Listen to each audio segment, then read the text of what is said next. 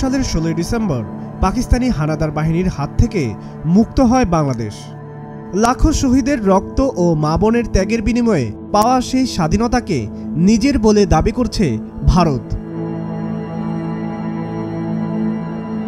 আজ বাংলাদেশের বিজয় দিবসের দিনকে ভারতের ঐতিহাসিক বিজয় উল্লেখ করে সামাজিক যোগাযোগ মাধ্যম ফেসবুকে একটি পোস্ট দিয়েছেন দেশটির প্রধানমন্ত্রী নরেন্দ্র মোদি।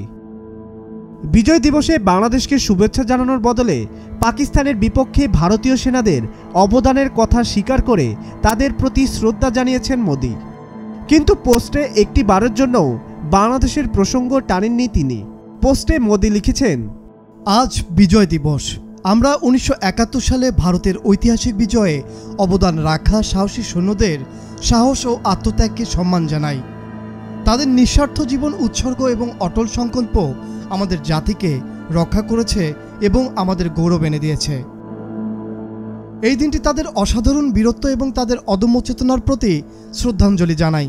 তাদের আত্মত্যাগ চিরকাল প্রজন্মকে অনুপ্রাণিত করবে এবং আমাদের জাতির ইতিহাসে গভীরভাবে গেঁথে থাকবে।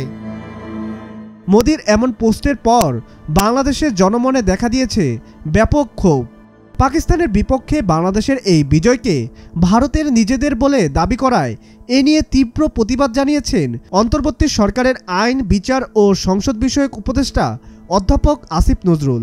এছাড়া বৈষম্য বিরোধী আন্দোলনের অন্যতম সমন্বয়ক হাসনাত আবদুল্লাহ সহ আরও অনেকে মোদির সেই পোস্টে প্রতিবাদ জানাচ্ছেন। বিশেষ করে সোশ্যাল মিডিয়ায় এ নিয়ে তোলপাড় সৃষ্টি হয়েছে। অফার ওয়ালটন ফ্রিজ কিনে পেতে পারেন 20 লক্ষ টাকা, রয়েছে কোটি কোটি টাকার নিশ্চিত উপহার। যেমন কিছুক্ষণ আগে মাত্র আমি দেখলাম যে মোদি দাবি করেছেন যে এই যুদ্ধটা এটা শুধু ভারতের একটা যুদ্ধ ছিল এবং এটাকে তারা ভারতের স্বাধীনতা দিবস হিসেবে আজকে পালন করছে। এটাকে আমরা বাংলাদেশের স্বাধীনতা এবং অখণ্ডতার উপরে আমরা হুমকি মনে করছি এবং আমাদের যে লড়াইটা পূর্ণাঙ্গ হয়নি, আমরা যে উদ্দেশ্যে স্বাধীনতা অর্জন করেছিলাম এবং যে ন্যারেটিভটা অর্থাৎ মুক্তিযুদ্ধটাকে আমাদেরই করতে পারিনি এবং সবসময় এটা হচ্ছে একটা আমরা মনে হয়েছে এটা একটা ওই যে একটা বাজারে লিজ নেয়, আমরা লিজ হিসাবে হয়তো মুক্তিযুদ্ধটা ভারতের থ্রুতে আমরা করেছি।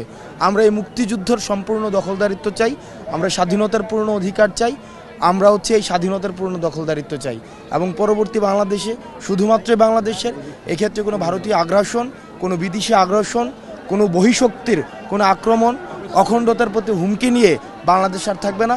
বাংলাদেশ নিজের ভূখণ্ডে একটা কমিউনিটি হয়ে উঠবে। সাব্বির হাসান, মাছরাঙ্গা টেলিভিশন।